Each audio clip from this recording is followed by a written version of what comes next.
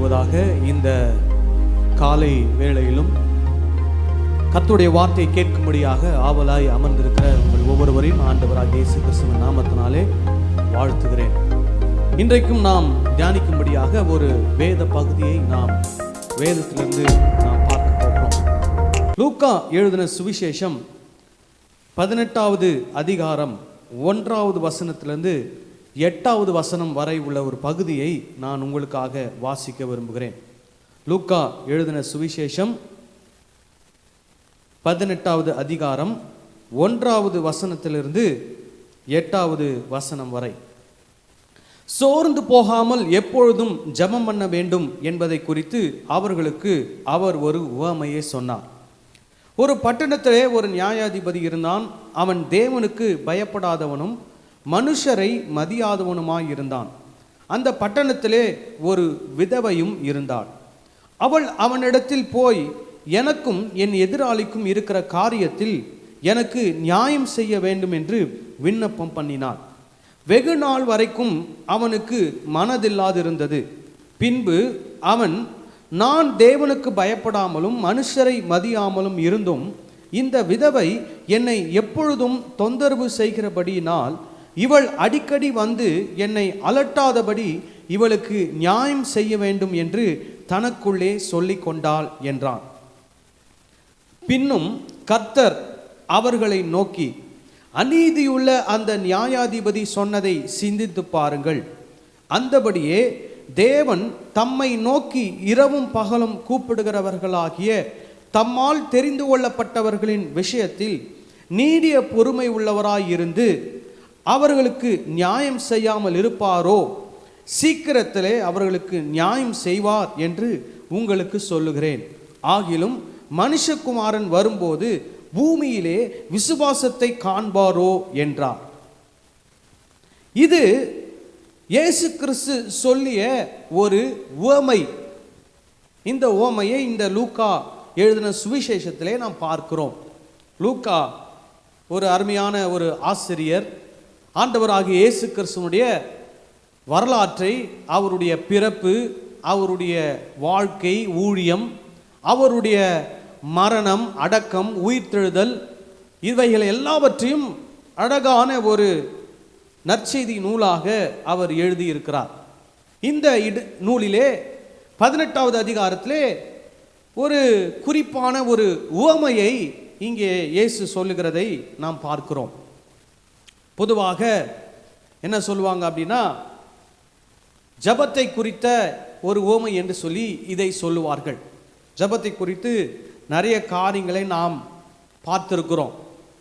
உதாரணத்துக்கு சொல்லுவாங்க, more prayer more power, less prayer less power, no prayer no power அப்படின்லாம் சொல்லுவாங்க. ஜபத்திலே அதிகமாய் ஜபம் செய்தால் அதிக வல்லமை, குறைவாக ஜபம் செய்தால் குறைந்த வல்லமை, ஜபமே செய்யாவிட்டால் வல்லமையே இல்லை என்று சொல்லுவார்கள். இது யார் சொன்னாங்கன்னு எனக்கு தெரியல. ஆனால் வேதத்தில் அப்படி இருக்கிறதா என்று யோசித்து பார்த்தால் அப்படி இல்லை. பலன் எங்கிருந்து கிடைக்கிறது, வல்லமை எங்கிருந்து கிடைக்கிறது அப்படின்னா, ஜபத்திலிருந்து வல்லமை கிடைக்கிறதா? அப்படி வேத வசனம் நமக்கு சொல்லுகிறதா என்றால் அப்படி எனக்கு தெரிந்த வகையிலே வசனங்கள் சொல்லப்படவில்லை. அப்போஸ்தலர் 1ஆம் அதிகாரம் 8ஆம் வசனம் சொல்லுகிறது, பரிசுத்த ஆவி உங்களிடத்தில் வரும்போது நீங்கள் பலன் அடைந்து, ஆங்கிலத்தில் எப்படி போட்டிருக்குன்னா, but you will receive power when the Holy Spirit comes on you. பரிசுத்த ஆவியானவர் நம்மேல் வரும்போதுதான் நாம் பலன் அடைகிறோம். Power, we receive power through the Holy Spirit. அப்படிதான் வேத வசனம் சொல்லுகிறது. எருசலேமிலும் யூதேயா முழுவதிலும் சமாரியாவிலும் பூமியின் கடைசி பரியந்தமும் எனக்கு சாட்சிகளாய் இருப்பீர்கள் என்றார். ஆங்கிலத்தில் மறுபடியும் வாசிக்கிறேன், but you will receive power when the Holy Spirit comes on you and you will be my witnesses in Jerusalem and in all Judea and Samaria and to the ends of the earth. வேத வசனத்தின்படி பரிசுத்த ஆவியானவர் நமக்கு வல்லமை கொடுக்கிறார். பரிசுத்த ஆவியானவர் மூலமாகத்தான் நமக்கு வல்லமை உண்டாகிறது. எபேசியர் 1:13 நாம் வாசிக்கிறோம், நீங்களும் உங்கள் ரட்சிப்பின் சுவிசேஷமாகிய சத்திய வசனத்தை கேட்டு விசுவாசிகள் ஆனபோது வாக்குத்தத்தம் பண்ணப்பட்ட பரிசுத்த ஆவியால் அவருக்குள் முத்திரை போடப்பட்டீர்கள். நான் ஒரு எஃப்எம்பிபி பத்திரிகை ஒன்று அநேக வருடங்களுக்கு முன்பதாக நான் வாசித்தேன். அப்போ அந்த பத்திரிகையில் ஜபத்தை குறித்து ஒரு ஆர்டிக்கல் எழுதியிருந்தாங்க. அந்த ஆர்டிக்கலில் முதல் வரியே இப்படி இருக்குது, there is no power in prayer.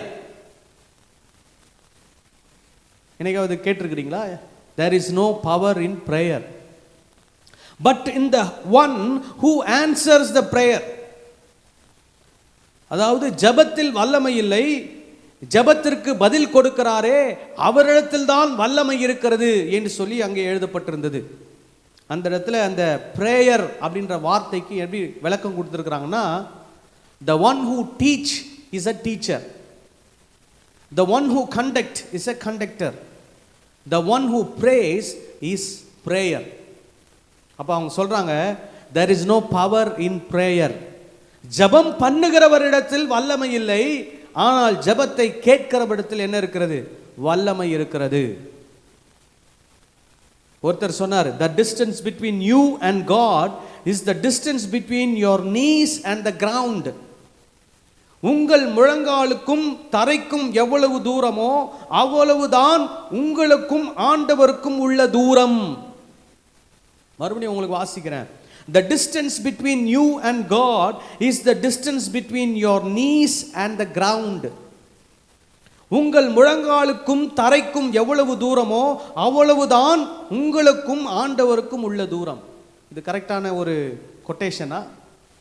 எனக்கு தெரிந்த வரையில் ஐ ஃபைண்ட் சம்திங் ராங். இதில் ஏதோ ஒரு தவறு இருக்கிறதாக நான் உணர்கிறேன். ஏனென்றால் வேத வசனம் சொல்லுகிறது, எபேசியர் 4:5-6 சொல்லுகிறது, ஒரே கர்த்தரும் ஒரே விசுவாசமும் ஒரே ஞான ஸ்நானமும் எல்லாருக்கும் ஒரே தேவனும் பிதாவும் உண்டு, அவர் எல்லார் மேலும் எல்லாரோடும் உங்கள் எல்லாருக்குள்ளும் இருக்கிறவர். தேவன் எங்க இருக்கிறாரு? முழங்கால் தூரத்தில் இருக்கிறாரா? இல்லை நமக்குள்ள இருக்கிறாரா? நீங்களே ஜீவனுள்ள தேவனுடைய ஆலயமாய் இருக்கிறீர்கள். தேவனுடைய ஆவியானவர் உங்களுக்குள்ளே என்ன பண்ணி கொண்டிருக்கிறார்? வாசம் பண்ணி கொண்டிருக்கிறார் என்று வேத வசனம் சொல்லுகிறது.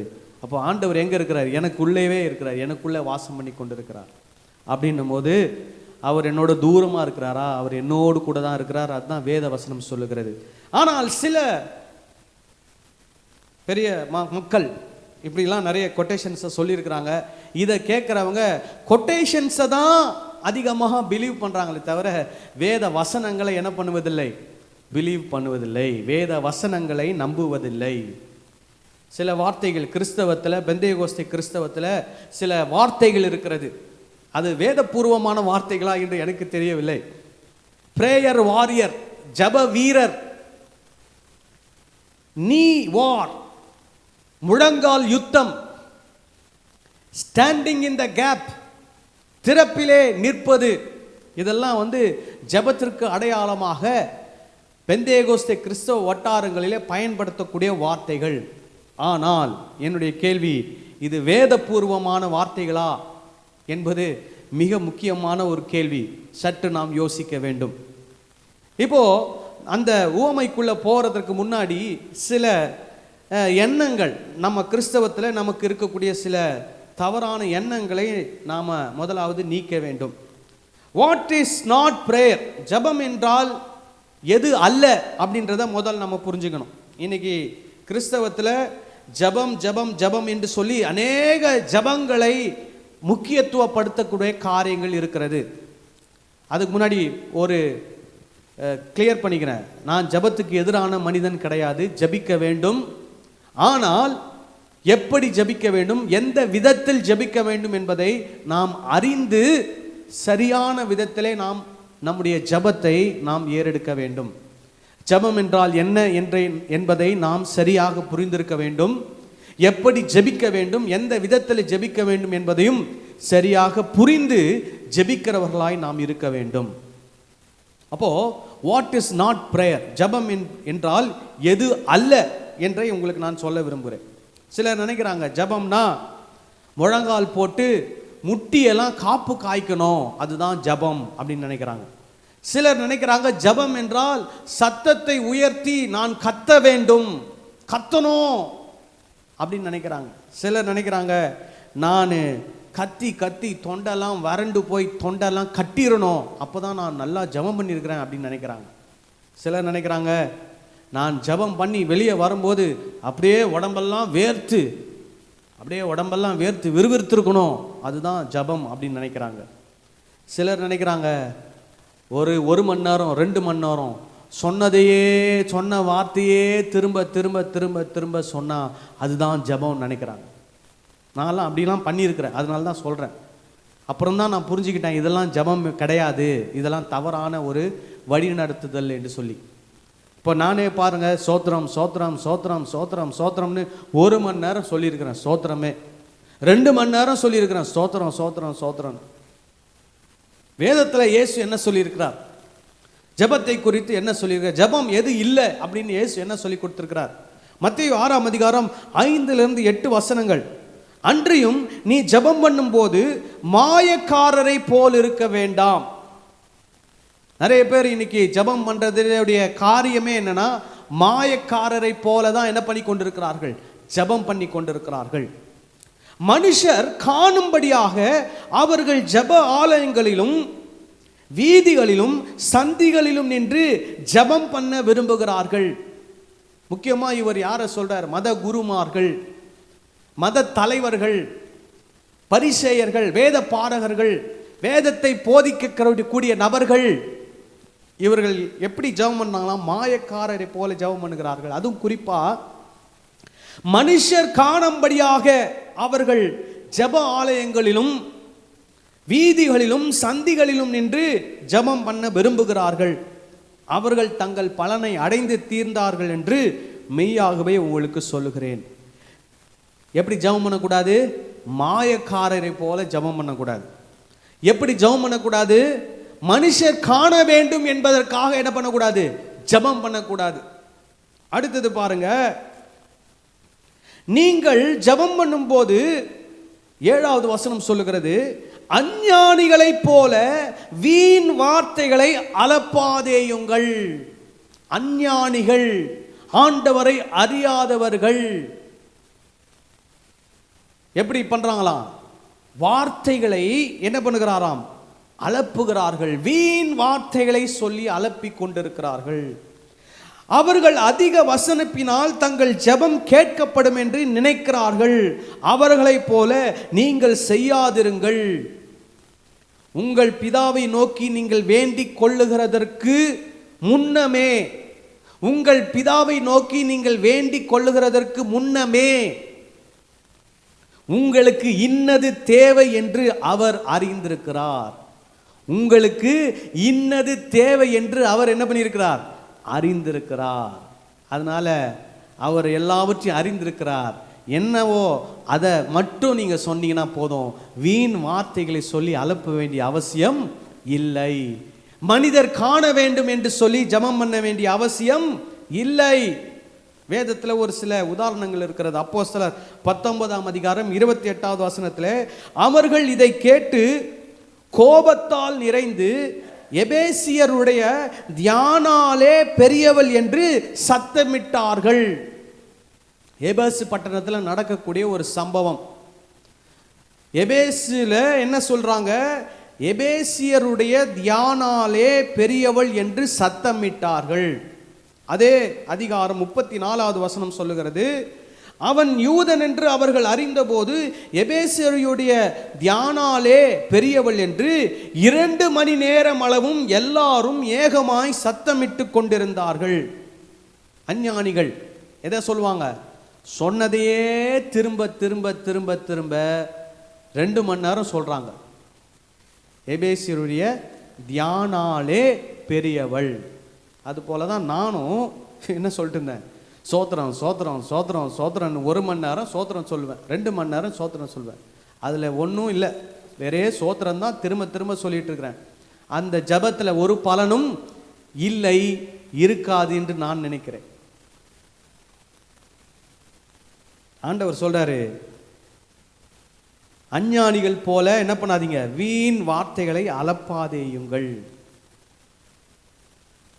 1 ராஜாக்கள்ல கூட அதே மாதிரி ஒரு சம்பவம் இருக்கிறது. 18ஆம் அதிகாரம் 26 28.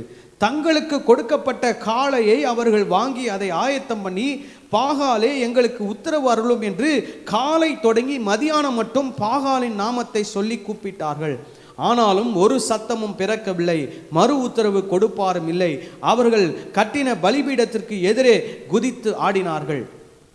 மதியான வேளையிலே எலியா அவர்களை பரியாசம் பண்ணி, உரத்த சத்தமாய் கூப்பிடுங்கள், அவன் தேவனாமே, அவன் தியானத்தில் இருப்பான், அல்லது அலுவலாய் இருப்பான், அல்லது பிரயாணமாய் போயிருப்பான், அல்லது தூங்கினாலும் தூங்குவான், அவனை எழுப்ப வேண்டியதாயிருக்கும் என்றான்.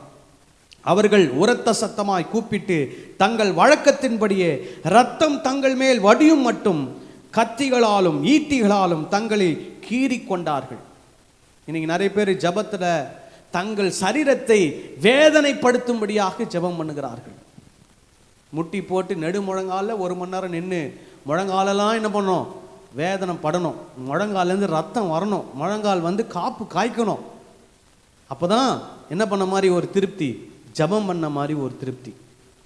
சில ஜபத்தில் பார்த்தீங்கன்னா 1000 ஸ்தோத்திர பலிகளை வாசிப்பாங்க. அப்புறம் மலையில் போய் ஜபம் பண்ணுவது, கடற்கரையில் போய் ஜபம் பண்ணுவது, காட்டுக்குள்ள போய் ஜபம் பண்ணுவது. ஏன் இயேசு மலையில போய் ஜபம் பண்ணாரு, ஏன் இயேசு கடற்கரையில் போய் ஜபம் பண்ணாரு, ஏன்னு புரியாமலே இயேசு என்ன பண்ணாரு, மலையில இருந்து ஜபம் பண்ணாரு. அதனால நானும் மலையில போய் என்ன பண்றேன், ஜபம் பண்றேன்.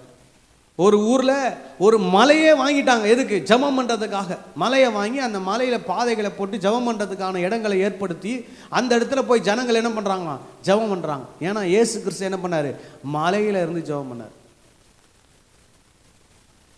ஒருத்தர் என்ன பண்ணியிருக்கிறாரு, வான மண்டலத்தில் இருக்கக்கூடிய பொல்லாத ஆவிகளின் சேனைகளை என்ன பண்ணணும், கடிந்து ஜபம் பண்ணணும் அப்படின்னு சொல்லி ஒரு ஃப்ளைட்டையே ஏற்பாடு பண்ணி தச்சிருக்கிற ஜனங்களெல்லாம் ஃப்ளைட்டில் ஏற்றி வானத்தில் ஃப்ளைட்டில் ஒரு 4 சுற்றி அந்த ஏரியாவில் அங்கே போய் ஜபம் பண்ணியிருக்கிறாங்க. என்ன சொல்கிறது.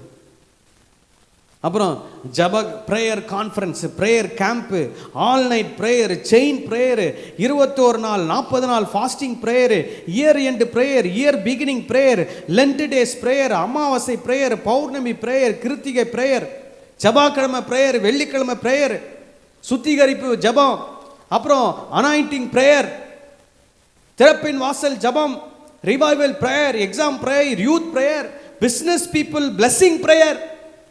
ஒரே பிரேயர் தான், பிரேயர் பிரேயர் பிரேயர் பிரேயர்.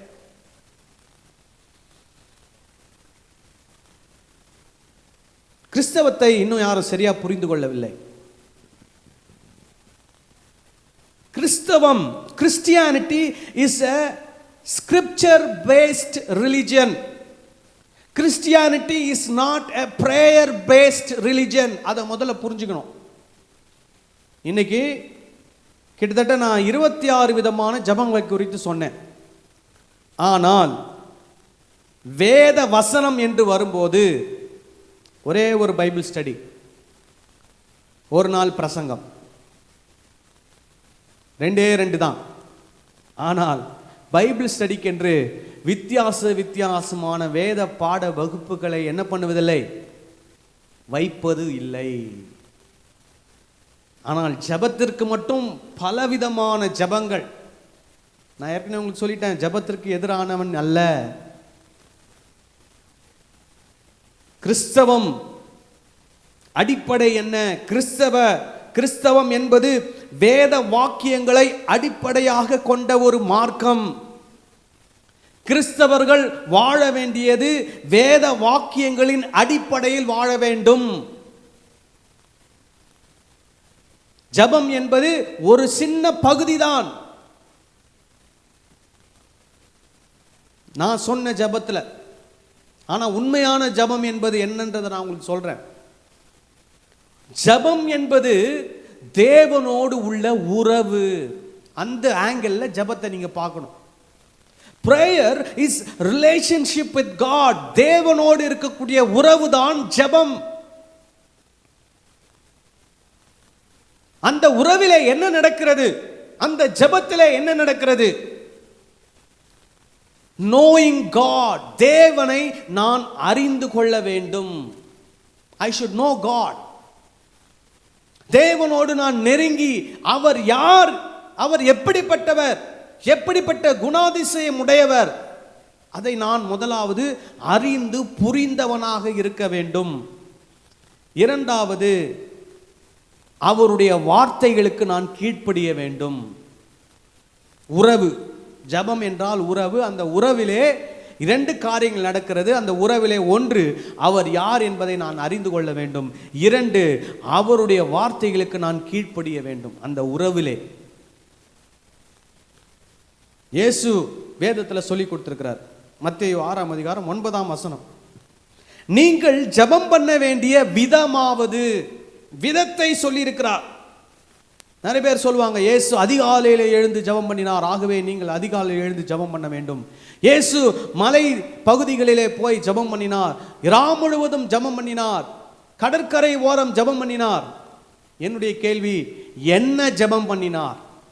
அவருடைய ஜெபம் என்னவாக இருந்தது? என்ன வார்த்தைகளை சொல்லி ஜெபம் பண்ணினார்? ஆனா ஜெபம் பண்ற விதம்னு சொன்ன உடனே எதை மட்டும் நம்ம பிடிச்சுக்கிறோம்னா, மலையில போய் ஜெபம் பண்ணோம், நைட்டு ஃபுல்லா ஜெபம் பண்ணோம், அதிகாலையில் ஜெபம் பண்ணோம், இந்த நேரங்கள் இடங்களை தான் நாம் பிடித்து கொள்கிறோமே தவிர, அவருடைய உள்ளத்திலிருந்து என்ன வார்த்தைகள் வந்திருக்கும், எப்படி அவர் ஜெபித்திருப்பார், என்ன சொல்லியிருப்பார், அவர் என்ன கற்றுக் கொடுத்தார். ஆண்டவருடைய சித்தம் பரலோகத்தில் செய்யப்படுகிறது போல பூமியில் செய்யப்பட வேண்டும். எத்செமனே தோட்டத்தில் ஜெபம் பண்ணினார், என்னுடைய சித்தம் அல்ல உம்முடைய சித்தம் இந்த பூமியில் என்ன பண்ணப்படுவதாக, செய்யப்படுவதாக என்று சொல்லி ஜெபம் பண்ணினார். சீடர்களுக்காக ஜெபம் பண்ணினார். அவருடைய இருதயம் எப்படி இருந்தது, அவர் ஆண்டவரோடு கூட எப்படி உறவிலே காணப்பட்டார், ஆண்டவருடைய சித்தத்தை நிறைவேற்றுவதே அவருடைய ஜெபமாக காணப்பட்டது. இன்றைக்கு நாம் என்னென்ன காரியங்களை சொல்லி ஜெபித்துக் கொண்டிருக்கிறோம்? சரி, வருவோம் லூக்கா 18ஆம் அதிகாரத்திற்கு. இங்கே முதலாவது வசனம் சொல்லுகிறது, சோர்ந்து போகாமல் எப்பொழுதும் ஜெபம் பண்ண வேண்டும் என்பதை குறித்து அவர்களுக்கு அவர் ஒரு உவமையை சொன்னார். உவமை அப்படின்னா வேதத்திலே அது ஒரு இலக்கிய பதம் அல்லது இலக்கிய விதம் என்று சொல்லலாம். One of the literary forms of the books of the Bible. It is a Jewish method of teaching a heavenly truth with an earthly story. அதாவது ஒரு யூத வழிமுறை. எப்படி, என்ன வழிமுறை அப்படின்னா, பரலோக சத்தியத்தை பூலோக கதையின் மூலமாக சொல்லி கொடுப்பது. இயேசு இத நிறைய ஊமைகளை வேதத்தில் நம்ம புதிய ஏற்பாட்டில் பார்க்க முடியும். இந்த இடத்துல கூட இயேசு எதற்காக இந்த ஓமை சொன்னார் அப்படின்னு சொல்லி லூக்கா எழுதி வச்சிருக்கிறார். எதுக்கு? சீஷர்கள் ஜெபம் பண்ண வேண்டும், அவங்க என்ன பண்ணிடக்கூடாது, சோர்ந்து போகக்கூடாது. சோர்ந்து போகாமல் ஜெபம் பண்ண வேண்டும் அப்படின்னா என்ன? சோர்ந்து போகாமல் ஆண்டவரோடு இருக்கக்கூடிய உறவிலே அவர்கள் உயர வேண்டும், இறுக்கமாக இருக்க வேண்டும், ஆழமாக இருக்க வேண்டும். என்ன சொல்றாரு? ஒரு பட்டணத்திலே ஒரு நியாயாதிபதி இருந்தான். அவன் தேவனுக்கு பயப்படாதவனும் மனுஷரை மதியாதவனுமாயிருந்தான். அந்த பட்டணத்திலே ஒரு விதவை இருந்தால், அவளிடத்தில் போய் எனக்கும் என் எதிராளிக்கும் இருக்கிற காரியத்தில் எனக்கு நியாயம் செய்ய வேண்டும் என்று விண்ணப்பம் பண்ணினாள். வெகு நாள் வரைக்கும் அவனுக்கு மனதில்லாதிருந்தது. பின்பு அவன், நான் தேவனுக்கு பயப்படாமலும் மனுஷரை மதியாமலும் இருந்தும் இந்த விதவை என்னை எப்பொழுதும் தொந்தரவு செய்கிறபடியினால் இவள் அடிக்கடி வந்து என்னை அலட்டாதபடிக்கு இவளுக்கு நியாயம் செய்ய வேண்டும் என்று தனக்குள்ளே சொல்லி கொண்டான் என்றார். இப்போ இதுதான் கதை. என்ன சம்பவம் நடந்தது? நிறைய காரியங்கள் நடக்கிறது அந்த காலத்தில். ஆனால் நடந்த ஒரு சிறிய சம்பவத்தை இயேசு இந்த இடத்துல ரொம்ப சுருக்கமாக சொல்லியிருக்கிறார். ஒரு நியாயாதிபதி இருந்தான். அவன் எப்படிப்பட்ட குணம் உடையவன்? தேவனுக்கு பயப்படாத மனுஷன், மனுஷரை மதியாத ஒரு மனிதன். இன்னொரு இடத்துல 6வது வசனம் சொல்றாரு, அநீதியுள்ள அந்த நியாயாதிபதி என்று சொல்லுகிறார். அவன் அப்படி எப்படிப்பட்ட ஆளு? அநீதியுள்ள ஒரு மனிதன். அவன் நியாயமான ஒரு மனிதன் கிடையாது. ஆனால் அவனிடத்திலே இந்த விதவை போய் என்ன கேட்கிறாங்கன்னா, எனக்கு நியாயம் செய்ய வேண்டும் என்று அவர்கள் கேட்கிறார்கள். இவங்க ஒவ்வொரு நாளும் போய் அவனை என்ன பண்றாங்க? தொந்தரவு செய்றாங்க. ஆனால் அவனுடைய இருதயத்திலே அவன் நினைக்கிறான், என்ன நினைக்கிறான்? நான் தேவனுக்கு பயப்படாதவன், மனுஷருக்கு மதியாதவன். ஆனாலும் இந்த விதவை வந்து என்னை என்ன பண்ணுகிறார்? எப்பொழுதும் தொந்தரவு செய்கிறபடியினாலே இவளுக்கு நியாயம் செய்ய வேண்டும் என்று அவன் இருதயத்திலே நினைக்கிறான். இதுதான் கதை. என்ன கதை? அநீதியுள்ள அந்த நியாயாதிபதி நியாயம் செய்ய வேண்டும் என்ற எண்ணம் அவனுடைய உள்ளத்திலே தோன்றி இருக்கிறது. அப்படிப்பட்ட ஒரு எண்ணம் தோன்றுவதற்கு அந்த விதவை அனுதினமும் போய் அவனிடத்தில் என்ன பண்ணுகிறாள்? இந்த காரியத்தை குறித்து கேட்டுக்கொண்டே இருக்கிறாள். இதுதான் கதை. இதுல என்ன பரலோக ரகசியம் இருக்கிறது? முதல்ல இதுல நான் ஒன்று சொல்லிடுறேன்.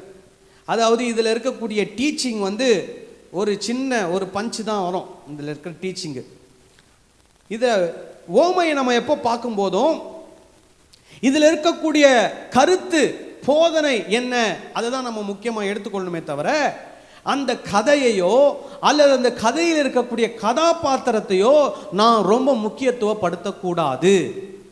இதுதான் எல்லா ஓமைகளுக்கும் பொருந்துகிற ஒரு விஷயம். இப்போ இந்த கதையில என்ன கருத்து இருக்கிறது? இந்த கதையில் இருக்கக்கூடிய அந்த நியாயாதிபதியை குறித்து அல்லது அந்த பெண்ணை குறித்தோ அதெல்லாம் ரொம்ப முக்கியமாக எடுத்து நம்ம பேச வேண்டிய அவசியம் இல்லை. கருத்து என்ன? இந்த அம்மா போய் கேட்டாங்க, அந்த அநீதி உள்ள நியாயாதிபதியை என்ன செஞ்சிட்டான்? நியாயம் செய்து விட்டான். இப்போ இதில் இருக்கக்கூடிய பரலோக ரகசியம் என்ன? பரலோக ரகசியத்தை இயேசு சொல்றார். பின்னும் கர்த்தர் அவர்களை நோக்கி, அநீதி உள்ள அந்த நியாயாதிபதி சொன்னதை சிந்தித்து பாருங்கள். அவன் என்ன சொன்னான்? வாயை திறந்து சொல்ல, உள்ளத்தில் சொன்னான். அதை சிந்தித்து பாருங்கள். இதை தான் நம்ம சிந்தித்து பார்க்கணும். பரலோக சத்தியம். அந்தபடியே தேவன் தம்மை நோக்கி இரவும் பகலும் கூப்பிடுகிறவர்களாகிய தம்மால் தெரிந்து கொள்ளப்பட்டவர்களின் விஷயத்தில் நீடிய பொறுமை உள்ளவராய் இருந்து அவர்களுக்கு நியாயம் செய்யாமல் இருப்பாரோ, சீக்கிரத்திலே அவர்களுக்கு நியாயம் செய்வார் என்று உங்களுக்கு சொல்லுகிறேன். ஆகிலும் மனுஷகுமாரன் வரும்போது பூமியிலே விசுவாசத்தை காண்பாரோ என்றார். இப்போ இதுதான் பரலோக சத்தியம். என்ன சத்தியம்? ஆண்டவர் நியாயம் செய்வார்.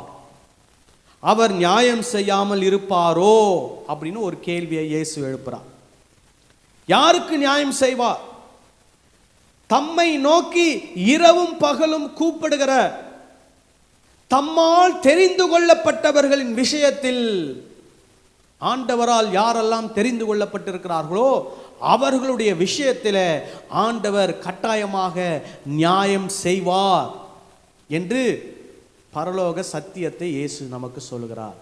இதை கேட்டுக்கொண்டிருக்கிற பிள்ளைகளே, ஜனங்களே, குடும்பங்களே, நீங்க யாராக இருந்தாலும் சரி, நீங்கள் தேவனால் தெரிந்து கொள்ளப்பட்டவர்களாக இருப்பீர்களானால், உங்களுடைய உள்ளத்திலே இரவும் பகலும் அவரை நோக்கி ஒரு குறிப்பிட்ட காரியத்தை குறித்து நீங்கள் வேண்டிக் கொண்டே இருப்பீர்களானால், கூப்பிட்டு கொண்டே இருப்பீர்களானால், ஆண்டவர் உங்களுக்கு என்ன செய்ய போகிறார்? நியாயம் செய்ய போகிறார். அதுவும் 8வது வசனத்தில் சொல்றாரு, சீக்கிரத்திலே அவர்களுக்கு நியாயம் செய்வார். இந்த வார்த்தையின்படி உங்களுக்கு ஆண்டவர் சீக்கிரத்திலே என்ன செய்ய போகிறார்? நியாயம் செய்ய போகிறார். ஆமென் சொல்லுங்க. ஹல்லேலூயா. இதுல ஒரு நம்ம தமிழ் பைபிள்ல ஒரு சின்ன பிரச்சனை இதுல இருக்குது. என்ன பிரச்சனை பார்க்கலாமா?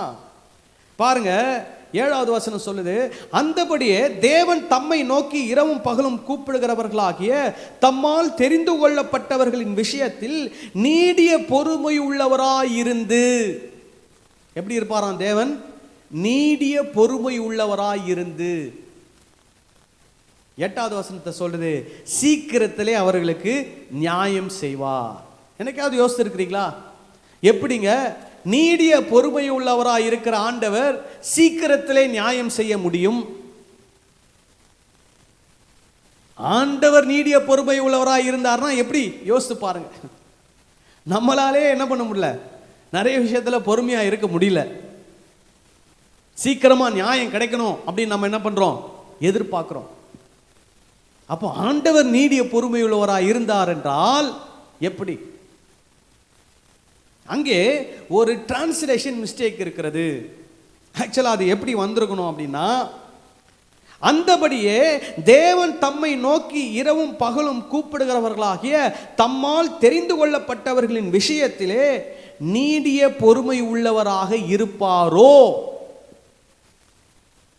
கொஸ்டின் மார்க் வரணும். தம்மால் தெரிந்து கொள்ளப்பட்டவர்களின் விஷயத்தில் நீடிய பொறுமை உள்ளவராக இருப்பாரோ? அவர்களுக்கு நியாயம் செய்யாமல் இருப்பாரோ? சீக்கிரத்திலே அவர்களுக்கு நியாயம் செய்வார் என்று உங்களுக்கு சொல்லுகிறேன். இப்போ இந்த வசனம் கரெக்டா வருதா? ஒரு சில இங்கிலீஷ் டிரான்ஸ்லேஷன்ஸ் உங்களுக்கு நான் வாசித்து அதனுடைய மொழியாக்கத்தை உங்களுக்கு நான் சொல்றேன். அப்போ இன்னும் கொஞ்சம் விளக்கமா இந்த வசனத்தை நீங்க புரிஞ்சுக்க முடியும். ஒரு English translation, English standard version சொல்லுது, and the Lord said, hear what the unrighteous judge says, and will not God give justice to his elect who cry to him day and night? Question mark. Will he delay long over them? Question mark. I tell you, he will give justice to them speedily. Nevertheless, when the Son of Man comes, will he find faith on earth? Question mark. இதனுடைய Tamil translation, பின்னும் கர்த்தர் அவர்களை நோக்கி அநீதி உள்ள அந்த நியாயாதிபதி சொன்னதை சிந்தித்து பாருங்கள். அந்தபடியே தேவன் தம்மை நோக்கி இரவும் பகலும் கூப்பிடுகிறவர்களாகிய தம்மால் தெரிந்து கொள்ளப்பட்டவர்களின் விஷயத்தில் அவர்களுக்கு நியாயம் செய்யாமல் இருப்பாரோ? கேள்விக்குறி. அவர்களுடைய விஷயத்தில் நீடிய தாமதம் உள்ளவராக இருப்பாரோ? Question mark. சீக்கிரத்திலே அவர்களுக்கு நியாயம் செய்வார் என்று உங்களுக்கு சொல்லுகிறேன். ஆகிலும் மனுஷகுமாரன் வரும்போது பூமியிலே விசுவாசத்தை காண்பாரோ? கொஸ்டின் மார்க் என்றார். இன்னொரு translation, new American standard Bible, அதாவது இன்னைக்கு இருக்கக்கூடிய காலகட்டத்தில் new American standard Bible, NIV, இது ரெண்டும் தான் ரொம்ப நம்பகத்தன்மை வாய்ந்த ஒரு மொழிபெயர்ப்புகளாக ஆங்கிலத்தில் கருதப்படுகிறது. பெரிய வேத பண்டிதர்கள், அறிஞர்கள் இந்த ரெண்டு இங்கிலீஷ் டிரான்ஸ்லேஷனை தான் அதிகமாக எல்லாருக்கும் என்ன பண்ணுவாங்கன்னா சொல்லுவாங்க, இதை படிங்க, இதுதான் கரெக்டான டிரான்ஸ்லேஷன் சொல்லுவாங்க. ஸோ அந்த நியூ அமெரிக்கன் ஸ்டாண்டர்ட் பைபிள் எப்படி போட்டிருக்குது? And the Lord said, listen to what the unrighteous judge said. Now will God not bring about justice for his elect who cry out to him day and night? And will he delay long for them? Question mark. பொதுவாக இங்கிலீஷில் will அப்படின்னு ஆரம்பித்தாலே அது ஒரு கேள்வி. இந்த இடத்துல ரெண்டு கேள்வியை நான் உங்களுக்கு வாசித்திருக்கிறேன். I tell you that he will bring about justice for them quickly. However, when the Son of Man comes, will he find faith on earth? Question mark. சந்தேகம் இருந்தா உங்கள் ஃபோனில் நீங்கள் அதை போட்டு பாருங்கள். NASB, new American standard Bible, இதனுடைய தமிழ் மொழிபெயர்ப்பு, பின்னும் கர்த்தர் அவர்களை நோக்கி அநீதி உள்ள அந்த நியாயாதிபதி சொன்னதை சிந்தித்து பாருங்கள். அந்தபடியே தேவன் தம்மை நோக்கி இரவும் பகலும் கூப்பிடுகிறவர்களாகிய தம்மால் தெரிந்து கொள்ளப்பட்டவர்களின் விஷயத்தில் அவர்களுக்கு நியாயத்தை கொண்டு வராமல் இருப்பாரோ? Question mark. அவர்களுக்காக நீடிய தாமதம் உள்ளவராக இருப்பாரோ? Question mark. மிக விரைவாக அவர்களுக்கு நியாயத்தை கொண்டு வருவார் என்று உங்களுக்கு சொல்லுகிறேன். ஆகிலும் மனுஷகுமாரன் வரும்போது பூமியிலே விசுவாசத்தை காண்பாரோ என்றார். இன்னொரு translation, NIV. And the Lord said, listen to what the unjust judge says. And will not God bring about justice for all? And will not God bring about justice for his chosen ones who cry out to him day and night? Question mark. Will he keep putting them off? Question mark. I tell you, he will see that they get justice and quickly. However, when the Son of Man comes, will he find faith on the earth? Question mark. இதனுடைய தமிழ் மொழிபெயர்ப்பு, பின்னும் கர்த்தர் அவர்களை நோக்கி அநீதியுள்ள அந்த நியாயாதிபதி சொன்னதை சிந்தித்து பாருங்கள். அந்தபடியே தேவன் தம்மை நோக்கி இரவும் பகலும் கூப்பிடுகிறவர்களாகிய தம்மால் தெரிந்து கொள்ளப்பட்டவர்களின் விஷயத்தில் அவர்களுக்கு நியாயத்தை கொண்டு வராமல் இருப்பாரோ? அவர்களை தள்ளி போட்டுக்கொண்டே இருப்பாரோ? நான் உங்களுக்கு சொல்லுகிறேன், அவர்களுக்கு நியாயம் கிடைக்கிறதா என்பதை உறுதிப்படுத்திக் கொள்வார், அதுவும் சீக்கிரமாய். ஆகிலும் மனுஷகுமாரன் வரும்போது பூமியிலே விசுவாசத்தை காண்பாரோ என்றார். இந்த மொழிபெயர்ப்பில் அழகா போட்டிருக்குது, நான் உங்களுக்கு சொல்லுகிறேன், அவர்களுக்கு நியாயம் கிடைக்கிறதா என்பதை தேவன் உறுதிப்படுத்திக் கொள்வார், அதுவும் சீக்கிரமாய் அவர்களுக்கு நியாயம் கிடைக்கிறதா என்பதை தேவன் உறுதிப்படுத்திக் கொள்வார். நம்முடைய வாழ்க்கையில நாம அநீதியான காரியங்களை நாம் சந்திக்க கூடும். ஏன் இந்த வசனங்களை நான் இவ்வளவு முக்கியமா பேசுறேன்னா, 1ஆம் நூற்றாண்டிலே கிறிஸ்தவர்களுக்கு பயங்கரமான உபத்திரவம், துன்பம், பிரச்சனை, போராட்டங்கள். இயேசு கிறிஸ்துவுடைய போதனை கூட ஒரு போதனையில் ஒன்று வருது. மத்தேயு 5ஆம் அதிகாரம் 10ஆம் வசனம், நீதியின் நிமித்தம் துன்பப்படுகிறவர்கள் பாக்கியவான்கள், பரலோக ராஜ்யம் அவர்களுடையது. பரலோக ராஜ்யம் அவர்களுடையது. பரலோக ராஜ்யத்தில் இருக்கிறவர்கள் நீதியாய் வாழும்போது, நீதிமான்களாய் வாழும்போது, நீதி செய்ய நினைக்கும் போது துன்பப்படுவார்கள். அப்படி துன்பப்பட்டால் அவர்கள் பாக்கியவான்கள் என்று இயேசு சொன்னார். ஏனென்றால் இயேசு இந்த உலகத்தில் வாழும்போது நன்மை செய்கிறவராய் சுற்றி திரிந்தார், நீதி செய்கிறவராய் சுற்றி திரிந்தார். அவர் நீதி செய்தபடினால், நியாயம் செய்தபடினால், நன்மை செய்தபடினாலே யூதர்கள் அவருக்கு விரோதமாய் எழும்பி அவரை கொலை செய்தார்கள். 1 பேதுரு 3ஆம் அதிகாரம் 14ஆம் வசனத்தில் வாசிக்கிறோம், நீதி நிமித்தமாக நீங்கள் பாடுபட்டால் பாக்கியவான்களாய் இருப்பீர்கள், அவர்களுடைய பயமுறுத்துதலுக்கு நீங்கள் பயப்படாமலும் கலங்காமலும் இருந்து. நீதி நிமித்தம் பாடுபட்டால் பாக்கியவான்கள் என்று இயேசு சொன்ன அதே போதனையை பேதுரு போதிக்கிறார். அதே 1 பேதுரு 3:17-18 சொல்லப்பட்டிருக்கிறது, தீமை செய்து பாடு அனுபவிப்பதிலும் தேவனுக்கு சித்தமானால் நன்மை செய்து பாடு அனுபவிப்பதே மேன்மையாயிருக்கும். ஏனெனில் கிறிஸ்துவும் நம்மை தேவனிடத்தில் சேர்க்கும்படி அநீதி உள்ளவர்களுக்கு பதிலாக நீதி உள்ளவராய் பாவங்களின் நிமித்தம் ஒரு தரம் பாடுபட்டார். அவர் மாம்சத்திலே கொலையுண்டு ஆவியிலே உயிர்ப்பிக்கப்பட்டார். இப்போ இதில் இருக்கக்கூடிய பரலோக சத்தியம் என்ன? தேவன் நியாயம் செய்வார், சீக்கிரத்தில் நியாயம் செய்வார். உங்களுடைய விஷயத்தில் அவர் பொறுமையாக இருக்க மாட்டார். அப்போ என்ன பண்ணணும்? சோர்ந்து போகாமல் என்ன பண்ண வேண்டும்? ஜெபம் பண்ண வேண்டும். இதில் சொல்லப்பட்டது ஆங்கிலத்தில் pray and do not give up. pray, don't give up. சோர்ந்து போகாதீங்க, விட்டு கொடுத்துறாதீங்க. ஏன் சோர்ந்து போகாதீங்க? ஏன்னா ஆண்டவர் நீதி உள்ள நியாயாதிபதி. இதுல கம்பாரிசன் பாருங்க, அந்த அநீதி உள்ள நியாயாதிபதியே நியாயம் செய்ய வேண்டும் என்று நினைக்கும் போது ஆண்டவர் அநீதி உள்ளவர் அல்ல, அவர் நீதி உள்ளவர். அவர் எந்த அளவுக்கு நியாயம் செய்ய வேண்டும் என்று நினைப்பார் என்று யோசித்து பாருங்கள் என்று இயேசு சொல்லித்தரார். இதுல அர்த்தம் என்னன்னா, அந்த விதவை தொந்தரவு செய்கிறது போல நீ ஆண்டவரை போய் தொந்தரவு செய்ய வேண்டிய அவசியம் இல்லை. ஏனால் அநீதி உள்ளவனை தொந்தரவு செய்யும் போது அவன் நியாயம் செய்ய முற்படுகிறான். ஆண்டவர் அநீதி உள்ளவர் அல்ல, அவர் நீதி உள்ளவர். அவரை நீ தொந்தரவு செய்ய வேண்டிய அவசியமே இல்லை. நீ இரவும் பகலும் அவரை நோக்கி கூப்பிட்டாலும் சரி, கூப்பிடலாலும் சரி, உன்னுடைய விஷயத்தில் அவர் சீக்கிரமாய் உனக்கு என்ன பண்ணுவார்? நியாயம் செய்வார். முதலாவது, அவர் யார் என்பதை நீ அறிந்திருக்க வேண்டும்.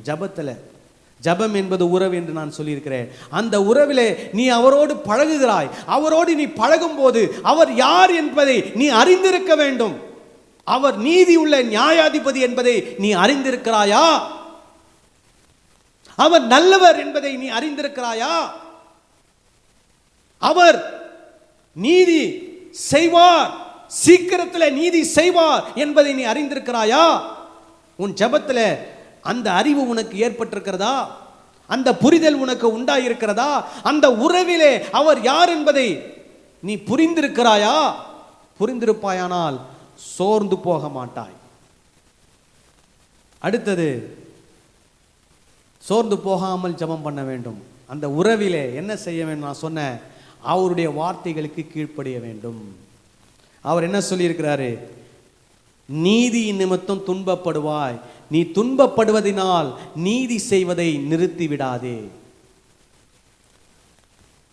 அந்த உறவிலே, தேவனோடு உள்ள உறவிலே, அந்த ஜெபத்திலே அவர் நீதி உள்ளவர். அவர் நீதி உள்ளவர்னால எனக்கு நியாயம் செய்வார். அதே தேவன் என்ன சொல்லியிருக்கிறாரு? நீதியாய் நடக்க வேண்டும் என்று சொல்லியிருக்கிறார். இயேசு கிறிஸ்துவினுடைய இரத்தத்தினாலே, அவரை நான் விசுவாசித்தபடினாலே நான் நீதிமானாக்கப்பட்டிருக்கிறேன்.